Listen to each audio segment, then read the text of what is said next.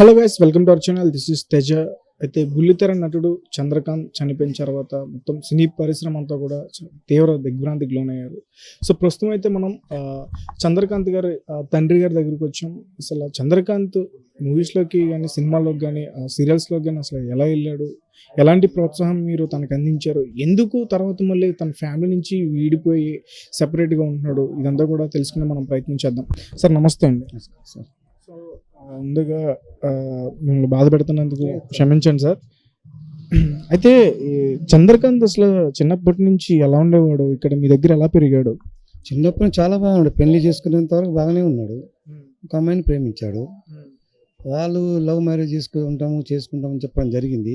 మేము నిరాకరించినాము. మా ఆధార్ కాస్ట్ ఆమె, నేను ఆమెనే చేసుకుంటా లేకుంటే ఎవరిని చేసుకుంటామని చెప్పడం జరిగింది. పెద్దల సమక్షంలో ఒప్పించారు, వాళ్ళే ఒప్పించారు మమ్మల్ని. మా చంద్రకాంత్ ఒప్పించుకున్న తర్వాత మేము సరేలే ఇవాళ రోజుల్లో ఏం పొంది వద్దంటే ఏదైనా సొసైటీ చేసుకుంటారు ఇలాగని అనేసి మేము ఒప్పుకొని అందరి వందల మంది సమక్షంలో పెళ్లి చేసాము. అంటే చందుకి ముందు లవ్ మ్యారేజ్ జరిగింది. చందు మొదటి మ్యారేజ్ ఈమె ఇప్పుడు శిల్ప గారు. అయితే మరి తర్వాత ఏమైంది అసలు, ఎందుకు అతను మీ ఫ్యామిలీకి దూరం అయిపోయాడు? ఇవన్నీ కూడా న్యూస్లో బాగా వైరల్ అయిపోతున్నాయి. అసలు చంద్రకాంత్ ఫ్యామిలీని వదిలేసి కొన్ని సంవత్సరాలు అయిందని చెప్తున్నారు. చంద్రకాంత్ 5.5 సంవత్సరాల నుంచి మా ఇంటికి రావడం కానీ వాళ్ళ భార్యను పట్టించుకోవడం జరగటం లేదు. దీనివల్ల అంటే త్రినేని సీరియల్ మొదట స్టార్ట్ అయింది అతని లైఫ్లో. అంతకుముందు పీటీ సార్గా స్కూల్లో ఉద్యోగం చేసేవాడు. త్రినేని సీరియల్లో మెల్లిగా మెల్లిగా మెల్లిగా మెల్లిగా పికప్ అవుతా ఉన్నాడు. అందులో ఈమె ఫ్రెండ్షిప్గా పరిచయం అయింది, అక్కడ సీరియల్లోనే అయింది. అలాగే లివింగ్ రిలేషన్లో కూడా వచ్చారు. ఆ విషయం ఎప్పుడన్నా మీతో పర్సనల్గా షేర్ చేసుకున్నాను, నాన్నగారు ఇలాంటి తప్పు ఒకటి చేస్తున్నానండి అయితే మేమన్నా నాకు ఆమెనే ఇష్టము, నేను ఆమెతోనే ఉంటా. సరే నువ్వు ఇట్లా ఎందుకు అంటున్నావు, మరి అట్లాంటప్పుడు నువ్వు లవ్ మ్యారేజ్ చేసుకున్నావు, 15-16 సంవత్సరం వెనుక శిల్ప ఇంటికి పోయి బాధ పెట్టి ఆమెనే చేసుకుంటాను చెప్పడం జరిగింది. మరి ఇప్పుడే ఇలా చేస్తున్నావు అంటే నాకు చాలా ఇష్టం, ఆమె నా ఇష్టం, నా దేవత పవిత్ర జయరామ్ గారు అంట అతనికి ఇలా చెప్పడం జరిగింది. సరే ఇక మీ ఇష్టం ఉన్నప్పుడు మేమేం చేయలేము. ఇక ఆమె ఇక్కడ విడిగా ఉన్న తర్వాత ఆమె ఖర్చులకి నెలకు 30,000 రూపీస్ గూగుల్ పే చేస్తాం ఫ్యామిలీకి, వాళ్ళ భార్య అలాగే ఉంటుంది. మా ఇంట్లో మా అమ్మడి ఉండదు. ఇప్పుడు చనిపోయిన తర్వాత ఆమె ఇక్కడికి వచ్చింది. ఇప్పుడు ఎవరు లేరు ఆమెకి అక్కడ. అమ్మ లేదు, నాన్న లేరు. ఉన్నా కూడా లేకుండా నాన్న కానీ అమ్మ చనిపోయింది. ఆ రెంట్ హౌస్లో మాకు ఎటువంటి కార్యక్రమం జరగనివ్వరు ఇక్కడ ఈ ఏరియాలో. సొంత ఇంట్లో ఉండాలంటే ఆమెకు దిక్కు నేనే, నా కన్న కొడుకు కాబట్టి నేను ఇక్కడ వేసుకొని ఈ కార్యక్రమం జరిపిస్తున్నా. ఇప్పుడు ఆమె ఇక్కడే ఉంటుంది 16వ తారీఖు నుండి. అతను నాకు 16వ తారీఖు లాస్ట్ కలిశాడండి. కలిసాడు, చెప్పాడు, డాడీ నేను పవిత్ర జయరామ్ దగ్గరికి వెళ్ళిపోతున్నా 2 రోజుల కంటే ఎక్కువనే ఉండను. నా భార్య పిల్లని సొంతంగా మీరు చూసుకోవాల్సిన బాధ్యత మీకు అప్పచెప్తున్నాను అని చెప్పడం జరిగింది. నా దేవత పిలుస్తున్నది, నేను వెళ్ళిపోతా అలా చెప్పాడు. మందలించే ప్రయత్నం చేయలేదా? అదే 16వ తారీఖు 17వ తారీఖు మందలించాము. ఒక 10 మంది సమక్షంలో పెద్దవాళ్ళని కూర్చుండబెట్టి చెప్పడం జరిగింది అంటే ఇది అంటే అన్నట్టు నేను అలాంటి పని చేయను, గట్టిగా చెప్తున్నాను చెప్పడం జరిగింది. అందరూ బెదిరించారు పెద్ద మనుషులు, నా బాబాయ్, మా అన్న, మా తమ్ముడు ఇలాంటి పనులు చేయడం. నా పెద్ద కొడుకు కూడా చెప్పడం జరిగింది, ఇలా పని చేయడం తప్పనేసి చెప్పడం జరిగింది. నేను చెయ్య అని చెప్పడం జరిగింది. అంటే మరి ఇది జరిగిన తర్వాత ఇట్లా మాట్లాడిన తర్వాత ఒకసారి పిల్లల్ని చూపించారు అతనికి, అంటే పిల్లల్ని చూసున్నా ఆగేవాడేమో కదా. ఆ రోజు సమక్షంలో పిల్లలు కూడా ఉన్నారు, భార్య కూడా ఉన్నది. ఆ రోజు ఆ మాట్లాడిన ఆమె కూడా చెప్పాడు ఈ మాట మా అందరి ముందు. భార్య కూడా చెప్పాడు, శిల్ప నేను 2 రోజులే ఉంటాను, బ్రతకను, ఎక్కువ రోజులు బ్రతకను, ఈ 2 రోజులు ఉంటాను, దాని తర్వాత పవిత్ర జయరామ్ దగ్గరికి వెళ్ళిపోతున్నాను చెప్పడం కూడా జరిగింది. ఆమె కూడా పిల్లలకు కూడా చెప్పాడు. పిల్లలను నాకు బాధ్యత అప్పగించాడు. పవిత్ర జయరామ్కి చంద్రకాంత్కి పిల్లలు ఉన్నారా? 20-21 సంవత్సరం పిల్లలు ఉన్నారండి. అబ్బాయి చాలా పెద్దవాడు, అమ్మాయి 19-18 సంవత్సరాలు ఉన్నారు. అంటే వీళ్ళిద్దరికి, ఆమెతో వచ్చిన వాళ్ళు కాకుండా వీళ్ళిద్దరికి ఉన్నారని అడుగుతున్నా. పిల్లలు ఒక బాబు ఒక పాప. ఇప్పుడు అక్కడ కూర్చున్న వాళ్ళు శిల్పం మొదటి భార్య, మా కోడలు. సార్ అసలు వాళ్ళిద్దరికి పవిత్ర జయరామ్కి చంద్రకాంత్కి మ్యారేజ్ అయిందా అవ్వలేదా? మేము అడిగాము. మాకు యూట్యూబ్లో అన్ని ఛానల్స్ పెడుతున్నారు వాళ్ళు, ఏంటి విపరీతంగా చండాలంగా చెడ్డగా ఎక్కడ ఏది ఖరాబ్ పని చేసినా చెడు పని చేసినా స్విమ్మింగ్లో కానీ పబ్లో కానీ అని ఎక్కడైనా షూటింగ్లో కానీ చేస్తే కరెక్ట్ డైరెక్ట్గా ఆమెకు పంపడం జరగడం తప్పురా ఇదని చెప్పడం జరిగింది. ఆమె బజార్లో ఏదైనా సామాన్లు వస్తువులు కొనుక్కోవడానికి పోతే బజార్లో ఇతర లేడీస్ ఏం చేస్తారు, అరే శిల్ప నీకు అమ్మవాడా లేకపోతే ఆమెకు అమ్మవాడు అంత గలీజ్గా ఫోన్లలో పెడుతున్నాడు, నా భార్య అని చెప్పుకుంటున్నాడు నిజమా అని అడిగారు. అంటే ఆమె తల కిందికి వేసుకొని ఇంట్లోకి వచ్చేది. ముందు జరిగింది ఇవన్నీ, చనిపోకముందుకి ఇవన్నీ. 5 సంవత్సరాల నుంచి అక్కడనే ఉన్నాడు, మా ఇంటికి వస్తలేడు, కుటుంబం దగ్గరికి వస్తలేడు, భార్య పిల్లల దగ్గరికి కూడా వస్తలేడు, వాడు వేరే రెంట్ హౌస్లో ఉన్నాడు.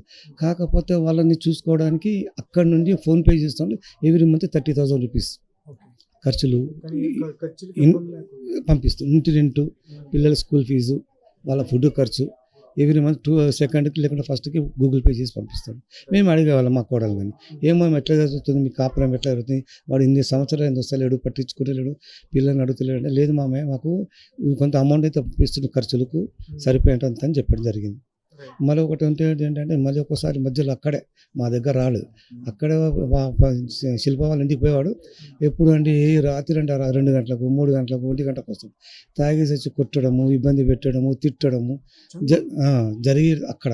ఆమె ఇక్కడికి 2 గంటల రాత్రి మాకు వచ్చి చెప్పేది, ఇక్కడ వెనక బ్యాక్ సైడ్ గదిలో కిరాయికి ఉన్నారు అక్కడ, ఇప్పుడు అక్కడికి ఇక్కడ వచ్చి మాకు చెప్పేది. సరే మేము ఇద్దరం వెళ్ళి మందలించే వరకు పారిపోతాడు అక్కడి నుంచి, మాకు కలవడు, మాకు ముంగట రాడు. ఇలా చేశాడు, ఆమె చాలా ఇబ్బంది పెట్టాడు, చాలా బాధలు పెట్టాడు ఆమెకి. అయితే మీది ఒక సాధారణ మధ్యతరగతి కుటుంబం, అలాంటి కుటుంబం నుంచి ఇతను కష్టపడి వెళ్ళాడు, ఎదిగాడు, చాలా మంచి పని చేశాడు, చాలా పేరు వచ్చింది ఇక్కడ సిటీలో, హైదరాబాద్ సికింద్రాబాద్ మొత్తం లెవెల్లో. నిన్న చనిపోయిన రోజు అయితే 100 మంది ఫ్రెండ్స్ వచ్చారు. అంత మంచి పేరుండి ఇలా ఎందుకు చేయడం సార్? నిజంగా నాకైతే మిమ్మల్ని మెచ్చుకోవాలనిపిస్తుంది సార్, ఎందుకంటే మీ కొడుకు భార్యని అట్లా వదిలేసినా కానీ మీరు చారదీసి మీరు ఈ జ్యూస్ చేశారు. మాకు ఒంట్లో ప్రాణం ఉన్నంత శక్తి ఉన్నంత వరకు మేము అమ్మని చూసుకోవడం నా బాధ్యత. ఆ పిల్లల బాధ్యత కూడా మీరే తీసుకోండి. మేము అంతవరకు ఆర్థిక పరంగా మాకు ఏం లేదండి.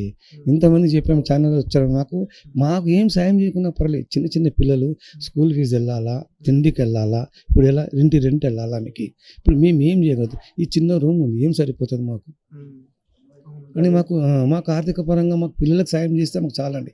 మీ ఛానల్ వాళ్ళకు ఇది సీరియల్ ఇండస్ట్రీ వాళ్ళకి కొంచెం చెప్పడం చేయండి సార్. మీరు ఖచ్చితంగా మనం తీసుకెళ్తాం, దీన్ని ఖచ్చితంగా ముందుకు తీసుకెళ్లే ప్రయత్నం చేద్దాం. ఖచ్చితంగా హెల్ప్ చేసే వాళ్ళు ముందుకు వస్తారు సార్. మా చిన్న చిన్న పిల్లలు ఉన్నారు, వాళ్ళు డైరెక్టర్స్ కానీ ప్రొడ్యూసర్స్ కానీ చెప్పడం చేయడానికి మేము విన్నవించుకుంటున్నాం. ఖచ్చితంగా చేద్దాం సార్. అయితే ఇప్పుడు అసలు మీదేంటి, మీరు ఏం చేస్తారు, మీ ఫ్యామిలీ వాళ్ళు చిన్నప్పటి నుంచి కూడా? ఇదేనండి మా వృత్తి, మాదండి హైదరాబాద్ ఇస్త్రీ పని చేస్తాం మేము. వాళ్ళు మా దాంట్లో మా ఫీల్డ్లో రాలేదు. మాకు వాళ్ళు చదువుకోవడము, జాబులు చేసుకోవడము, ఇద్దరు, అతను పెద్ద అబ్బాయి, ఇంకో చిన్న అబ్బాయి మా చనిపోయినాడు. చిన్నప్పటి నుంచి ఎట్లా పెంచారు వాళ్ళు, అంటే ఏం చదివించారు? మంచి 10th డిగ్రీ కాలేజ్ వరకు చదివించాం మా సొంత శక్తితోటి, రెక్కల మీద. 10th అయిపోయిన తర్వాత వాళ్ళు ఉద్యోగాలు కానీ ఏదైనా వాళ్ళు చూసుకునేవాళ్ళండి. వాళ్ళు ఉద్యోగాలు చేస్తారు. ఇప్పుడు ఇతను సాఫ్ట్వేర్ ఇంజనీర్, మా పెద్ద అబ్బాయి. ఆయన వేరే, మాకు సంబంధం వేరేగా ఉంటాడు. మమ్మల్ని ఇద్దరు పక్కన పెట్టేశారు వాళ్ళిద్దరు. చేసుకుంటున్నారు. చంద్రకాంత్ వాళ్ళ బ్రదర్ కూడా అమ్మ నాన్నని పక్కన పెట్టేశారు, మొత్తానికి పక్కన పెట్టారు మమ్మల్ని. మా బతుకు మేమే బతుకుతున్నాం. దాదాపు 6-7 సంవత్సరాలు ఉండే వాళ్ళు మాకేమి ఇవ్వడం లేదు. ఇద్దరు ఇంత సంపాదించడం కూడా మాకేమి ఇవ్వడం లేదు. మా సొంత శక్తి మీద మేము బతుకుతున్నాం ఇద్దరం. అయినా కూడా వీళ్ళకి మేము హిమ్మత్ చేసి మేము పెంచుకుంటాము, పోషిస్తాం, వాళ్ళని చదివించుకుంటాము.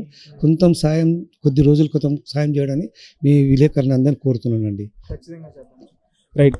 ఇప్పుడు మరి శిల్ప గారు చందు ఇలా చేశాడు కదా, అంటే మరి శిల్ప వాళ్ళ ఫ్యామిలీ ఎప్పుడు కూడా ఫైట్ చేయలేదా? అంటే కోర్టులకు వెళ్ళడం కానీ, పోలీసులు కేసులు పెట్టడం కానీ, అంటే మనకి కళ్ళ ఎదురుగుండా కనిపిస్తుంది కదా అతను చేస్తున్న తప్పు. ఆమె ఎందుకు అంత ఓపికగా సహనంతో అవన్నీ కూడా అలా ఉండిపోయింది? ఎందుకంటే వాళ్ళ ఇంట్లో వాళ్ళని కొట్లాడి వద్దు అని చెప్పారు, ఇతను వద్దు మంచిది కాదని వాళ్ళ ఇంట్లో వాళ్ళతో మమ్మల్ని ఎదిరించి వాళ్ళు పెళ్లి చేసుకున్నారండి. పెళ్లి చేసుకుని ఒక 4-5 సంవత్సరాలు మా దగ్గరే ఉన్నారు, కలిసిమెలిసి ఉన్నామండి.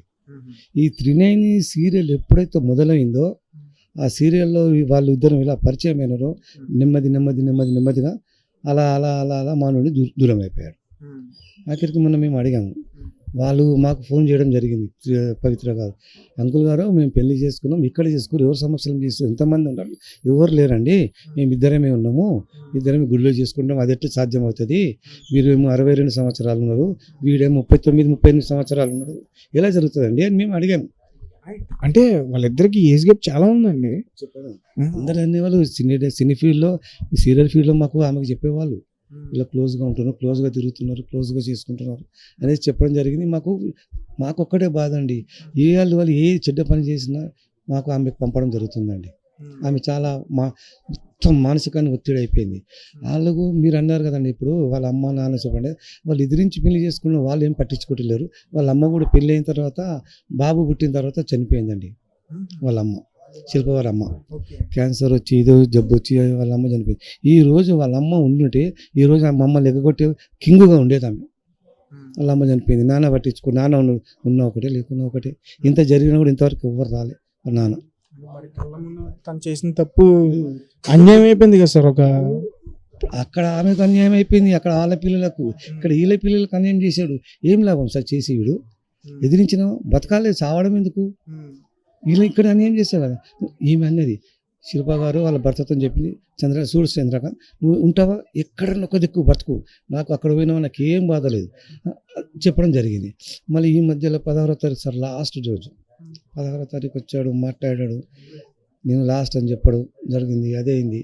అప్పటికైనా చెప్పడం జరిగింది, ఎందుకంటే పవిత్ర గారు యాక్సిడెంట్లో చనిపోయింది కదా, ఇప్పుడైనా మానుకో, మంచిగా ఉండు, నువ్వు ఏం చేయకున్నా కానీ బాధలు ఉండవు కదా, నువ్వు ఒక 10 రోజులు ఎక్కడైనా పో, నేను ఇప్పటికే నేను పట్టించుకుంటా, నా ఎంబడి వచ్చి మన ఇంటికి వచ్చేసి పిల్లల దగ్గర చెప్పడం జరిగింది. నేను కూడా చెప్పా, ఇప్పుడు అయిపోయినది కదరా, పాత మధ్యలో వచ్చింది, మధ్యలో పోయింది, ఇప్పుడు ఉన్నది కదా, పిల్లలు ఉన్నారు నీకు, మా కోసం, శిల్ప కోసం కాదు, పిల్లల కోసం బ్రతికి సాధించి పిల్లల్ని పెద్దగా చేయి. ఇప్పుడు ఇప్పటి టైంలో ఎవరు చేస్తారు సార్, ప్రతి వస్తువు కొనాలన్నా మార్కెట్ ఫస్ట్ రేట్ అయిపోయింది, ఏదైనా ఇప్పుడు స్కూల్ ఫీజు కట్టాలి, చిన్నపిల్లలు పై వాళ్ళు కష్టపడి చదివించడం కూడా చాలా కష్టం. ఇప్పుడు మన లోకంలోకి ఆమె రావడం 2-3 నెలలు అవుతుంది, అది 2-3 నెలలు కావాలంటే మరి రెంట్ ఎక్కడ ఎవరు కట్టారా? ఇప్పుడు మీ దగ్గర ఆర్థిక పరిస్థితి ఏం లేదు, ఇప్పుడు మా దగ్గర కూడా మేము ఉన్నది అంతా చేయగలుగుతున్నాం ఇప్పుడు మేము, ఇప్పుడు మా దగ్గర ఉన్న తర్వాత ఇప్పుడు లేకపోతే ఏం చేస్తాం సార్ మరి. అందువల్ల మేము ఏదన్నా కొంచెం దయచేసి ఆ చేసిన యాక్టర్ సినీ ఫీల్డ్లో సీరియల్లో కొంచెం దయచేసి మీ తరపు నుండి అయినా ఎవరి తరపు నుండి వాళ్ళ పిల్లలకు కొంచెం ఆర్థిక సాయం చేయమని కోరుతున్నానండి. చేద్దామండి.